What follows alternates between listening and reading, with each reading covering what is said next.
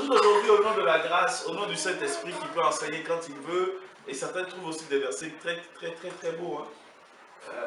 Si seulement Dieu... non, il y a un verset qui dit, il dit que tout ce que Jésus-Christ a fait n'a pas été écrit dans le livre de vie. Et comme le Saint-Esprit est là pour nous enseigner, donc ils prennent pour prétexte des révélations qui leur viennent du Saint-Esprit et veulent maintenant se conduire par rapport aux révélations. Alors, la Bible me dit que le Saint-Esprit deviendra nous rappeler que ce qui est déjà écrit. Donc à un moment donné, il faut faire gaffe. On fait très attention, nous-mêmes personnellement, quand on va vers les autres, lorsque les autres viennent vers nous. Parce que quand on veut les écouter, il faut qu'on les écoute, mais qu'ils puissent appuyer ce qu'ils disent par la parole de Dieu. S'ils ne peuvent pas soutenir ce qu'ils disent par la parole de Dieu, je vous en prie, c'est pour que vous démolissez leur raisonnement, leur forteresse. C'est des prisons dans lesquelles les gens sont enfermés. Il faut vraiment les démolir par la parole de Dieu. Et c'est vrai qu'on libérera plusieurs d'entre eux. Je ne sais pas, est-ce que d'autres personnes ont... Tu peux me dire ton prénom, s'il te plaît? Guy, tu as quelque chose à nous partager ce matin? J'ai plutôt une question. Ça concerne en fait le fait de vouloir aider les gens à sortir de l'ignorance et à justement marcher au pas par rapport à ce qui est écrit en fait. Donc quand elle a dit tout à l'heure qu'il ne fallait pas hésiter une seconde à aller vers ces gens-là et à déraciner la mauvaise herbe. Moi, la question, c'est comment les aider ces gens-là, parce que bon, c'est au cas par cas. Et j'ai des amis aussi qui sont païens, païennes, et j'ai essayé.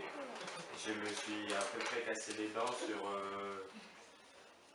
sur la plupart qui ont, bon, c'est cartésien, quoi, c'est rationnel. Et ça dit non, mais ça sert à rien Dieu, et comment tu prouves et tout qu'il existe. Et moi, enfin. Je me trouve encore assez faible, justement, donc si vous pouvez m'aider, je ne sais pas comment faire pour les aider, en tout cas. Donc, comment les aider? Les amis, vous pouvez essayer de... Comment on peut répondre? C'est surtout les chaînes, c'est... Moi, je pense que déjà, la première chose que tu peux faire, c'est déjà intercéder pour leur vie. Tu vois, qu'ils puissent adoucir leur cœur, quoi. Tu vois que justement, comment y arriver? En fait, avant de pouvoir adoucir leur cœur, il faut déjà au moins les toucher, en fait. C'est déjà Maxime, par exemple. Enfin, après, ça fait quand même un moment qu'on...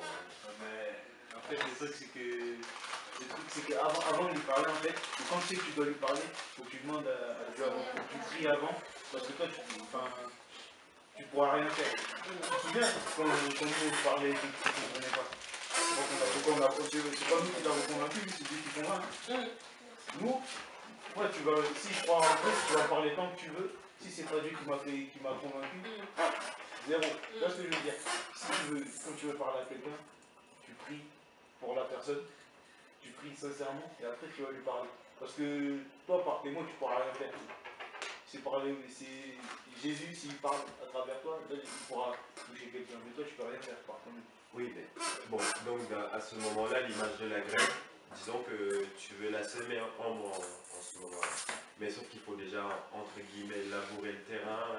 Enfin, moi, je veux dire, quand vous m'avez parlé, j'étais déjà à moitié labouré, mais je flanchais un peu, je dis ouais. J'étais un peu, mais il fallait ce coup de boost par vous pour que vraiment je me mette sur le droit chemin. Mais auparavant, il y avait déjà un travail qui avait été fait, mais quand il n'y a rien, quand c'est aride, c'est ça que je veux savoir en fait. Comment casser le verrou, c'est ça ma question. Je vais essayer de répondre. Mais de façon à ce que ça puisse ne pas te plaire et que ça puisse choquer beaucoup d'entre nous aussi, parce que c'est la vérité. Et la vérité, elle est comme ça, elle va toujours apporter le sens de ce que nous pensons. Je pense que dans 1 Pierre 1, allez, on va faire 1 Pierre 1, on va voir un petit peu. La Bible nous parle comment je peux dire? Quelqu'un la Bible ici pour m'aider. 169. Merci. 1 Pierre 1, verset combien?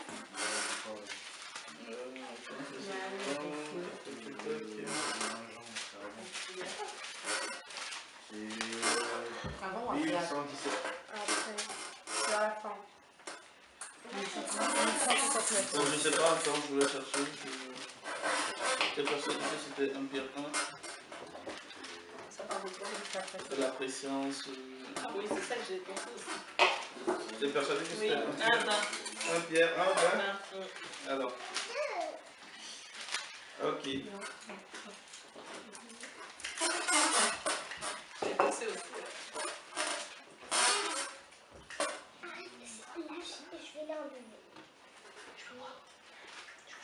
Les filles.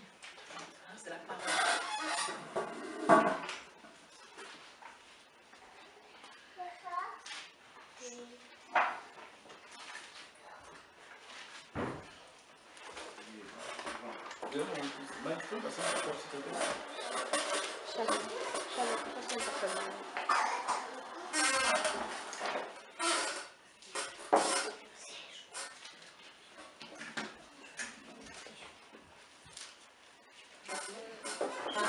C'est vers la fin. Ouais, vers Apocalypse. Pierre et tout. C'est les derniers livres. Oui.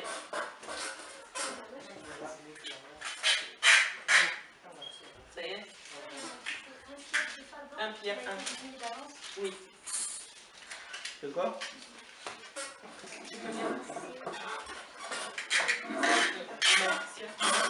Vas-y. Alors, allons-y, les amis. Vas-y, Maïs. 1 Pierre 1. Le décor. C'est pour ça que je dis je vais en choquer plusieurs d'entre nous, certains, et aller peut-être à contresens. C'est-à-dire que déjà quand je vais vers les autres pour les convertir, il faut que je sois conscient d'une chose, ce n'est pas moi qui fais l'œuvre, c'est Dieu qui fait son œuvre. C'est ce que disait notre frère Christ, en disant que personne, et beaucoup font cette erreur, surtout parmi les prédicateurs, ils veulent que lorsqu'ils prêchent, que tu entendes le message et que tu mettes ta vie avec. Mais non, ce n'est pas lui qui fait quelque chose. C'est le Saint-Esprit qui doit parler avec des mots de Dieu au travers de ta bouche. J'ai envie de dire qu'on doit prêter notre corps à Dieu. On doit donner notre corps à Dieu totalement. Et lui, au travers de notre bouche, va parler aux gens. Et lui, lorsqu'il loue, il parle à travers nous. Lui, lorsqu'il parle à travers nous, il doit convaincre les cœurs de ceux qui entendent la parole de Dieu. Vous comprenez? C'est le Saint-Esprit qui touche le cœur de la personne. Cela prend le décor. Ça veut dire que moi, je ne fais rien. Je ne suis qu'un instrument des mains de Dieu. Je ne sais pas si lui, il est sauvé, ou si lui va être sauvé, ou si Dieu avait prévu son salut déjà ou pas. À partir de là, je suis neutre. Je vais, avec la neutralité la plus totale, je vais faire l'œuvre que Dieu me demande. Annoncer l'évangile aux gens. Point barre. Advienne que pourra. Parce que Dieu a prévu que certaines personnes soient sauvées. Mais pour qu'ils parviennent au salut, il faut que des hommes et des femmes comme vous et moi aillent vers eux leur annoncer l'évangile qui apporte le salut. Amen. Et notre mission, c'est d'aller annoncer l'évangile. Aller semer cette semence, cette graine dans les cœurs. Les gens acceptent ou ils n'acceptent pas, ce n'est pas notre problème parce qu'on n'a pas le ministère de la conversion. La seule personne qui a la conversion des cœurs, qui opère la circoncision des cœurs, c'est le Saint-Esprit, c'est Jésus. Amen. Point barre. À partir de là, on va libre déjà. On va sans émotion. On va sans sentiment. Parce que des fois, quand on a des émotions vis-à-vis de la personne, des sentiments vis-à-vis de la personne, c'est nous qui opérons. On a tellement envie que la personne soit sauvée que ce sont nos mots qu'on va utiliser. Amen. Ce sont nos justificatifs. C'est ce que nous, on veut pour elle. Ce n'est plus ce que Dieu veut pour elle. Vous allez voir que vous aurez beaucoup plus de succès quand vous irez dans la rue annoncer l'évangile à des gens que vous voyez pour la première fois par rapport à des gens qui sont issus de votre propre famille. Amen. Parce que déjà, votre disposition diffère. Vous avez tellement de l'amour pour papa, pour maman, pour tonton, pour tata, pour le cousin, pour la cousine, que vous mettez du cœur. Vous faites l'œuvre par vous-même. Or, c'est le Saint-Esprit qui va faire l'œuvre. C'est le premier point. Le deuxième point, en fait, vient avant le premier point, c'est la préscience de Dieu. Dieu sait d'avance qui va entendre l'évangile et va être sauvé. Mais nous, nous l'ignorons. Alors, quand je suis certain de ces choses-là, je sais ces choses-là, je me libère en Christ. Le résultat maintenant m'importe peu. C'est l'objectif qui devient le plus important. sais pas si vous comprenez ce que je suis en train de dire. Dieu aime tout le monde. Dieu veut que les hommes parviennent au salut. C'est ce que la Bible nous dit par endroit. Il veut que tous les hommes soient sauvés.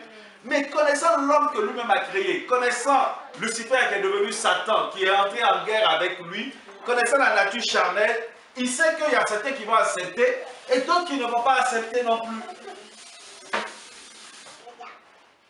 Et ça, ce n'est plus de notre ressort. Mais maintenant, quand je vais parler à Guy, et si Guy n'accepte pas, et que je l'aime, je veux qu'il soit sauvé, la dernière chose qui me reste, c'est de rentrer dans ma chambre tous les jours et de fléchir mes genoux jusqu'à ce qu'un jour, je vois Guy et dit « Ah, Guy crie Alléluia, Guy dit Amen. Oh, j'ai entendu mes prières. » Et je serai heureux de savoir que Guy dit Alléluia, Amen, pour 2 fois plus. Pourquoi? Parce que ce n'est pas moi qui ai fait l'œuvre. Mais Dieu a exaucé mes prières, il a touché une autre femme, ou il a touché un autre homme qui a su mettre les bons mots dans son cœur. Mais mon devoir, c'est de fléchir les genoux. Peu importe le nombre d'années. Il y a des gens qui ont prié pour leur fils pendant 20 ans, 25 ans avant de voir le fils crier Alléluia, Amen. Vous imaginez? Pendant 25 ans s'agenouiller sans désespoir. Continuer malgré tout. On ne sait pas qui va être sauvé. On ne peut pas accepter les échecs de nos vies lorsqu'on essaie d'annoncer Christ aux gens. Mais on ne peut que continuer à prier, prier, prier, prier. Troisièmement, il y a des gens que Dieu permet la venue au monde pour qu'ils soient des obstacles pour nous, mes amis. Et ça, on ne peut pas le nier. Regardez Pharaon. Dieu dira dans la Bible, j'ai fermé le cœur de Pharaon. Pourtant, il envoie Moïse faire l'œuvre. Il dit, va parler à Pharaon. Ça aurait été comme nous, on va dire, mais si moi je suis Moïse, il faut qu'il entende et qu'il laisse partir le peuple librement. Mais Dieu a fermé le cœur de Pharaon. Il dit, c'est moi-même, j'ai fermé son cœur. Pour qu'il n'entende pas. Oui, quelqu'un peut me retrouver ça. Vous imaginez?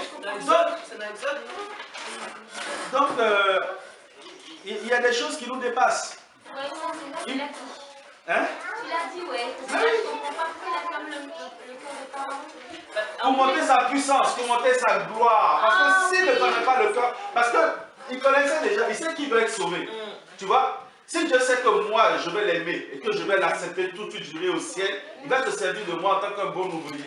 Mais s'il sait que je ne l'aimerai pas, même s'il se présente devant moi et que je le vois comme Paul l'a vu, s'il sait que ça ne va rien changer à moi, parce que je suis amoureux de l'argent, parce que j'aime les femmes, j'ai choisi de vendre mon âme au diable, et bien Dieu va se servir de moi maintenant pour manifester sa gloire aux autres. Mais oui, c'est comme ça. C'est comme ça. Dieu aussi va se servir des gens pour qu'ils puissent te persécuter. De la même façon que Dieu se sert des gens pour qu'ils puissent te bénir. Regardez, on va prendre du terme ce matin. C'est pas le diable, ça va pas que ce soit des gens qui Dieu même se servent de nous. Mais oui, même le diable qui va se servir de toi. Le diable ne peut pas se servir de toi si Dieu ne donne pas la grâce. Mais oui. Le diable, c'est une créature de Dieu, il ne peut rien faire sans Dieu. Quand il a persécuté Job, est-ce qu'il a pu le faire tout seul? Et Dieu lui a dit, qu'est-ce que tu fais? Et il a dit, j'ai parcouru toute la terre. Il a dit, est-ce que tu as vu mon serviteur Job? Il a dit oui. Il a dit, mais ton serviteur là, c'est parce que tu lui as tout donné qu'il te sert comme ça. Laisse-moi toucher à sa vie, tu vas voir. Et oui. Tu vois, si tu es un enfant de Dieu, le diable il ne peut pas te toucher, ni de près, ni de loin. Ni par la maladie, ni par la mort, ni par le péché. Parce que tu n'es pas sous sa juridiction, tu ne lui appartiens plus. La Bible dit dans le livre de Colossiens, hein, c'est ça? Dans le livre de Colossiens. Aide-moi à écrire, c'est pas Colossiens 1, je vois quelque chose. On a été transféré du royaume. La référence c'est Exode 7, verset 3 pour Lis-la rapidement. J'endurcirai le cœur de Pharaon et je multiplierai le signe et mes miracles dans le pays d'Égypte. Voilà, elle n'a pas entendu le problème. Exode 7, verset 3. Je m'appelle et je fais l'adversité, moi Yahweh, je fais toutes ces choses. Amen. Je forme la lumière et je crée les ténèbres. Je fais la paix et je crée l'adversité. Moi, Yahweh, je fais toutes ces choses. Ô cieux, répandez la rosée d'en haut et que les nuées laissent couler la justice. Que la terre s'ouvre, qu'elle produise le salut, qu'elle fasse également germer la justice. Moi, Yahweh, je crée ces choses. Malheur à celui qui conteste avec celui qui l'a façonné. Créateur. Vase parmi des vases de terre. L'argile, dit-elle à celui qui la façonne, que fais-tu? Amen. Et l'œuf, dit-elle à l'ouvrier, tu n'as point de main. Malheur à celui qui dit à son père, qu'engendres-tu? Et à sa mère, qu'enfantes-tu? Ainsi parle Yahweh, le Saint d'Israël, qui est son créateur. Interrogez-moi sur les choses à venir, mes fils. Me commanderez-vous sur l'œuvre de mes mains? C'est moi qui ai fait la terre et qui ai créé l'homme sur elle. C'est moi qui ai étendu les cieux de mes mains et qui ai donné la loi à toute leur armée. C'est moi qui ai suscité Cyrus dans ma justice et j'aplanirai toutes ses voies et il rebâtira ma ville et il libérera mes captifs sans rançon ni présent, dit Yahweh des armées. Il parlait d'un roi qui suscitait, un roi païen qui allait libérer son peuple de la captivité. Et les gens s'interrogeaient, les gens demandaient comment, parce que le peuple de Dieu attend que seuls les enfants de Dieu soient bénis. Il dit non. Je crée. Je lève le soleil sur le juste comme sur le méchant. Moi qui crée, qui suscite la paix, apprenez aujourd'hui que je suscite aussi l'adversité. De la même façon que je peux susciter Ori pour te bénir, je peux susciter Jean-Pierre pour venir te combattre. Donc parfois j'ai dit que le fait Satan, c'est vrai que c'est sert des gens, mais ça veut dire en réalité l'homme en fait en profondeur de lui-même il est mauvais. Hein. Mais oui! C'est que Satan des fois, comme je disais, mais il n'a rien à voir dedans. Non! Il en parlait et puis tu fais laisse tomber Satan, mais des fois on se met toujours Satan, mais en fait l'homme est mauvais. Hein. La Bible dit dans le livre des Proverbes, le cœur de l'homme est tortueux. C'est ça, hein? Là, comme tu dis, ça me méchante un peu. Je suis un peu perdue dedans, mais en même temps, je comprends ce que tu veux dire. Enfin, que Dieu même crée lui-même. Mais Dieu n'a pas créé le péché. Hein? Non, bien sûr que non. Hein? Parce qu'il n'y a pas de péché en Dieu. Dieu n'a pas créé le péché. C'est les conséquences de nos actes. De le péché, de notre désobéissance. Jérémie 17, verset 9. Comme on n'est pas loin. Jérémie 17, verset 9. Le cœur est tortué par-dessus tout, il est méchant. Qui peut le connaître? Tu vois un peu comment Dieu parle du cœur de l'homme? Dans d'autres versions, la Bible dit autre chose. Le cœur est rusé et désespérément malin par-dessus tout. Qui peut le connaître? Vous voyez un peu pourquoi souvent la sœur Dania ou d'autres personnes ont des difficultés avec le mot malin? Hein, mes amis? Vous voyez pourquoi certains frères ou sœurs ont des difficultés quand ils disent ah, Christ est malin. Elle dit non, ne dites pas, souvent Daniel fait, mais non, ne dites pas qu'il est malin. Elle dit même malin, c'est pas mauvais, il dit c'est rusé. Mais voilà, quoi, c'est une connotation vraiment négative. Il faut être intelligent, il faut être ingénieux, surdoué si tu il y a veux. un génie dedans. Mais malin, celui qui use de malice, c'est quelqu'un qui a une connotation et suscité par le mal déjà derrière. Il est intelligent. Mais oui, c'est-à-dire que à la conception de l'œuvre qu'il veut accomplir, il y a le mal déjà. Il ne veut pas être franc.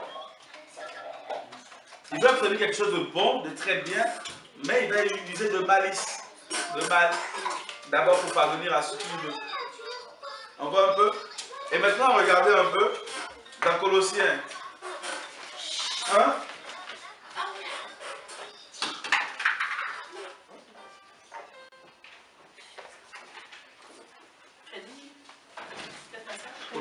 Colossiens 1. Il y a un passage aussi où il dit que le cœur de l'homme est tortué depuis son enfance, depuis son... Oui. Sans doute. Je vais te chercher ça. C'est bon? Colossiens 1. Oui. Regarde, mon frère Guy n'a qu'à lire cette fois-ci. À partir du verset 12.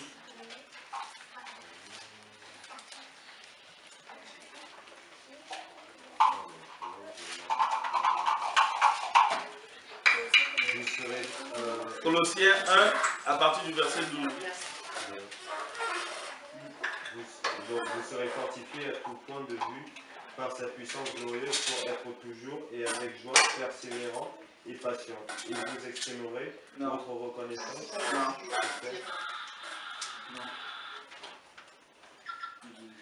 Regardez ce qu'il va dire. Matthieu 18 ou 16, on va voir. Matthieu 18, C'était la Kabbale 18, 19 ou 18. Aussi. Hop, hop, hop. Allez, Matthieu 18, 18, qu'est-ce qu'il dit? Il dit, je vous le dis en vérité, tout ce que vous lierez sur la terre. Ah, c'est où ça se passe? Sur la terre. Attendez, laisse prendre un peu la parole aussi, Daniel, s'il te plaît.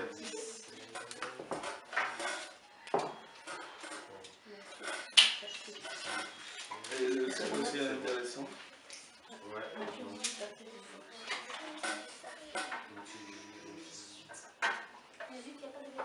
18. On va faire Matthieu 18, 18 et après on va faire Matthieu 16, 18. D'accord? Allons-y. Non, toi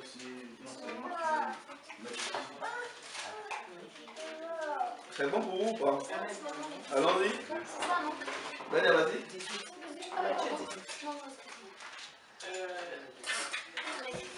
Je vous le dis, en vérité, tout ce que vous lierez sur la terre sera lié dans le ciel, et tout ce que vous délierez sur la terre sera délié dans le ciel. Amen. Est-ce que vous comprenez un peu ce passage? Vite fait.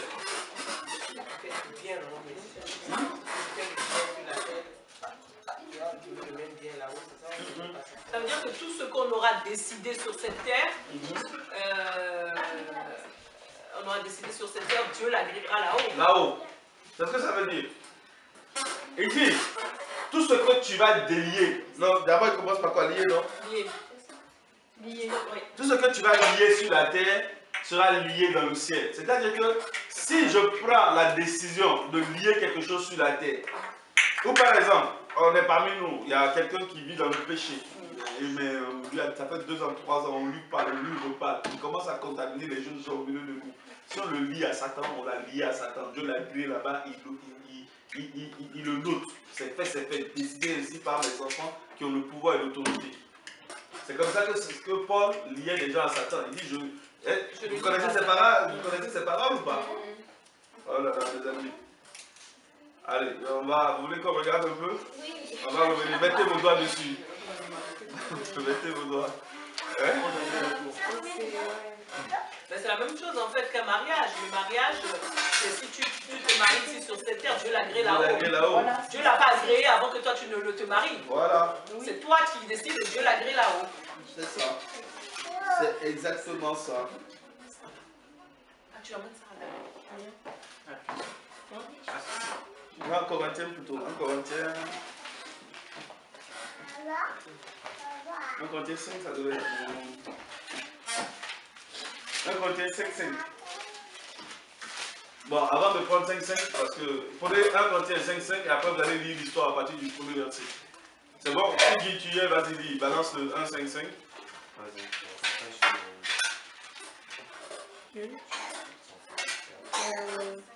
Qu'un tel homme soit livré à Satan pour la destruction de la chair, afin que l'esprit soit sauvé au jour du Seigneur Jésus. Amen. Amen. Vous voyez ce qu'il dit, non? Qu'il soit livré à Satan. Il a dit, s'il le dit, ce qu'il lit sur la terre sera lié dans le ciel. Vas-y, aide la soeur, s'il te plaît, pour le passage. Va à côté de moi, il y a un truc que je ne comprends pas dans ce passage. On fait une parenthèse rapidement. Pour la destruction de la chair. Pour la destruction de la chair, afin que... Il dit quoi? C'est-à-dire que c'est dans le but d'une repentance. Bah oui, dans le but d'une repentance, parce que il y a un des... Vas-y. Il y a un des disciples, des apôtres qui disait que la chair est faible mais l'esprit est bien disposé. C'est ta chair qui te pousse à pécher. 5, oui. Je parle, mais... Oui, je t'écoute, Mike. C'est ta chair qui te pousse à pécher. Donc si tu brises ta chair, ton esprit sera sauvé parce que ton esprit est bien disposé. Tu vois? Parce que ton esprit, c'est censé être l'esprit de Dieu. Tu vois? Donc c'est pour ça qu'ils disent pour la destruction de la chair et non pas pour la destruction de l'esprit.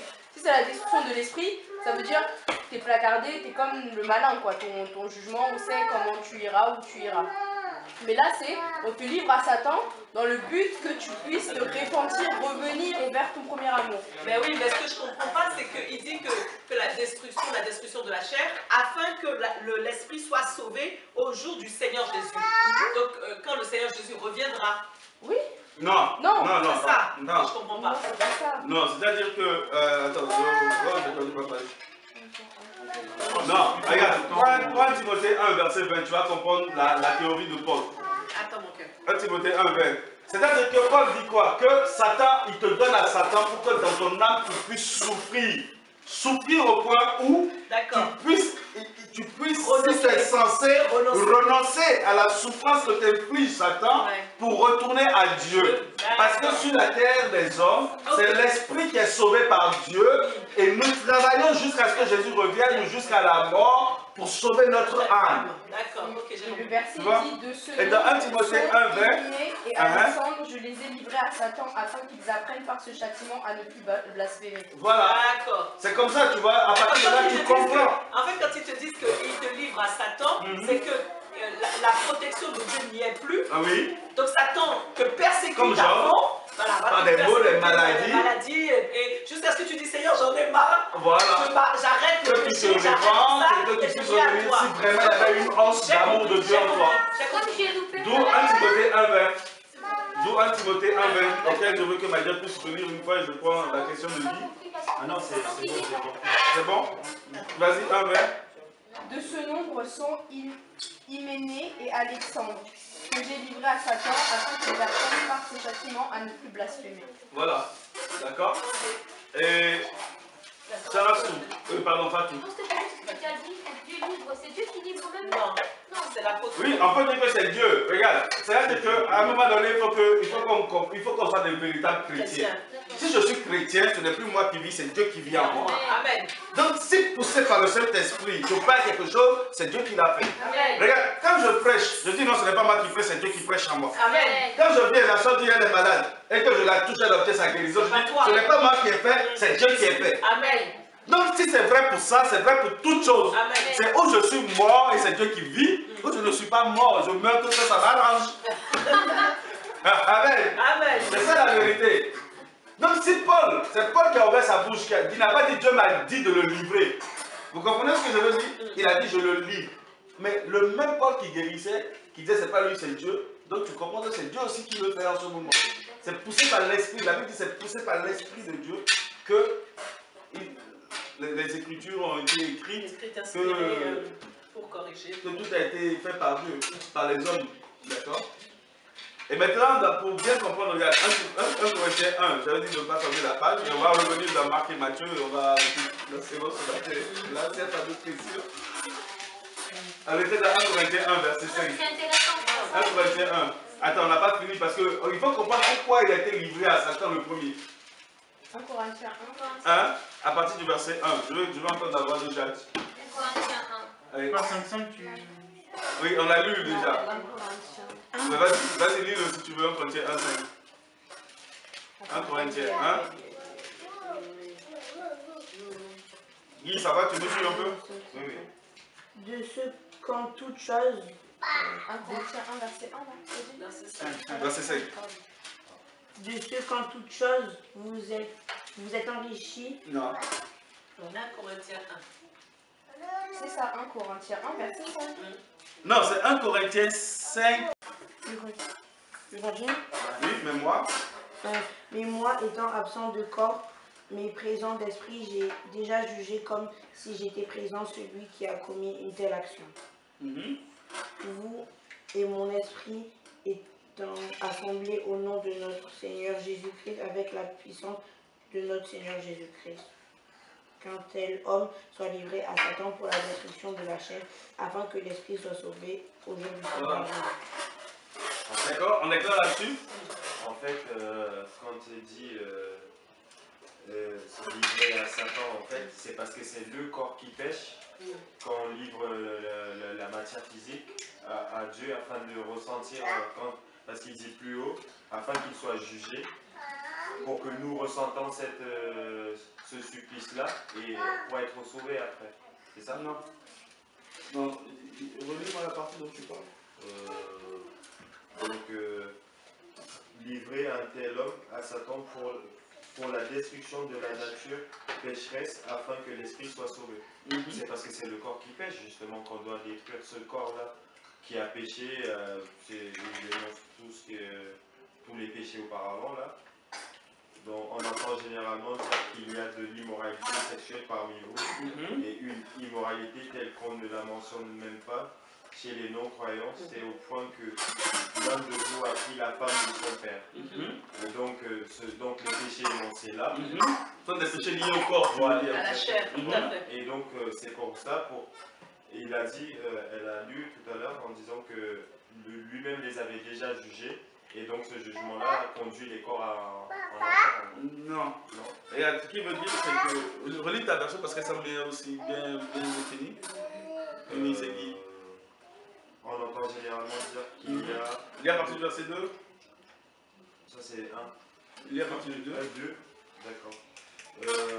Et vous êtes en fait d'orgueil, vous auriez dû plutôt prendre le deuil, de sorte que l'auteur de cet acte soit exclu du milieu de vous. Soit exclu du milieu de vous. D'accord?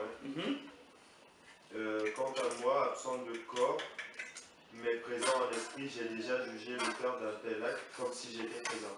Voilà, tu vois. En fait, quand il parlait du mot corps, c'est à ça qu'il faisait allusion. C'est-à-dire qu'il n'était pas au milieu d'eux, il ne priait pas avec eux. Donc, absent de corps, n'étant pas là où vous vous réunissez, étant ailleurs, mais mon esprit uni à votre esprit, moi j'ai déjà pris la décision de... Et cette décision, c'est d'envoyer le corps, non? Ah, non, c'était en fait la décision en réalité de l'exclusion, mais en profondeur de sa décision d'exclure cette personne du milieu de nous, il dit, c'est comme s'il prophétise dans sa vie. Il aurait pu dire simplement, il aurait pu dire simplement, on te renvoie, renvoyez-le du milieu de vous. Simplement. Ne priez plus avec ce genre de personnes, qu'elles sortent au milieu de vous. Ne la fréquentez plus. Mais non, au lieu de s'arrêter là, il dit, je livre cette personne à Satan. Mais pour la destruction de la chair, de la nature pécheresse, cette nature-là qui a son siège dans l'âme. Ici c'est l'âme, hein, c'est l'âme. Parce que le désir sexuel dont tu parles, ce n'est pas le corps qui le désire. C'est l'âme. C'est l'âme qui a soif d'une sensation. D'accord? D'une satisfaction sexuelle. C'est l'âme qui désire ça. Mais l'âme ne peut pas la recevoir. Alors donc, il va demander au corps d'acter cela. Et c'est le corps qui va acter. Et lorsque le corps va acter cela, la sensation, le résultat de cet acte va satisfaire la chair, la nature charnelle qui est dedans de nous. Vous voyez un peu? Voilà pourquoi il dit, il traite en réalité, ce n'est pas le corps qu'il traite, mais c'est l'âme. Et en particulier la nature pécheresse, qui a son siège dans l'âme. Heureusement que ce n'est pas lui qui est pas en enfer. C'est pas facile. Non, il fait juste laisse à Satan. Satan n'est pas souffert. Une fois qu'il a bien souffert là, on est en voie. Il a bien souffert. Voilà. Là, il va. En espérant, il faut rajouter, Christ, en espérant qu'il va prendre conscience de l'état dans lequel il est par rapport à l'état d'où il vient. Prendre conscience de se détourner de pécher contre Dieu et revenir à Dieu. Parce qu'il y a des gens que tu vas peut-être livrer à Satan, mais qui vont se moquer de Dieu, ils vont préférer rester avec Satan et aller en enfer plus tard. C'est dans l'espoir, c'est pas automatique. C'est pas automatique. Celui qui a résisté, c'est Job. Job a été livré à Satan. Hein? Job a été livré à Satan. Par Dieu lui-même cette fois-ci. Oui. Il a dit, as-tu vu mon serviteur, Job? Il a dit oui. Il a dit, bon, alors Job, il te craint, il te sert parce que tu le bénis. Hein, parce que tu lui as donné beaucoup d'enfants, beaucoup de bétail, beaucoup de trucs, de serviteurs. Laisse-moi prendre un peu, tu vas voir. S'il se fait un peu dans la souffrance, il va te maudire. Il a tout pris, il n'a pas maudit. Il dit, non, mais sérieux, laisse-moi le tacler un peu, le rendre un peu malade. Il va démissionner. Je dis, donne-lui la maladie, mais ne lui ôte pas la vie. Vous voyez? Donc, quand Dieu va permettre même à Satan de venir te combattre dans l'adversité, il sera limité. Donc, il ne faut pas au jour d'aujourd'hui dire que bon, je suis persécuté, j'ai ceci. Bon, autant démissionner de Dieu et puis aller. Parce que je sers Dieu. Les autres qui servent Dieu avec moi, ils ont l'argent, ils ont tout, ils sont bien. Mais moi, ça fait des années. Ça fait 20 ans que je sers Dieu. Guy qui vient d'arriver il y a à peine 2 ans, regardez le niveau qu'il a atteint. Non, mais si c'est ça, autant aller. Hein, les autres, ma maman qui n'est pas dans le Seigneur, elle est bénie de bateaux, de ceci et de cela. Mais non, moi, quand on m'a annoncé l'évangile, on m'a dit, viens, Jésus, tu auras la paix. Mais il n'y a que la maladie sur maladie. J'ai prié, l'asthme est sorti de ce côté. J'ai prié, l'autre, le diabète a libéré. J'ai prié, le cancer là, est parti. Mais moi, mon petit bobo là demeure. Il ne veut pas partir. Mais si c'est ça, ben, pourquoi je sers Dieu? Et il y a beaucoup qui démissionnent par là. Mais ce qu'ils oublient, ce qu'ils ignorent surtout, c'est que même si c'est le diable qui est derrière tes mots, il est limité. Et Dieu lui a donné un certain domaine où il ne doit pas dépasser dans sa calomnie vis-à-vis de toi, dans sa persécution vis-à-vis de toi. Toi, persévère, va au bout et tu verras la délivrance.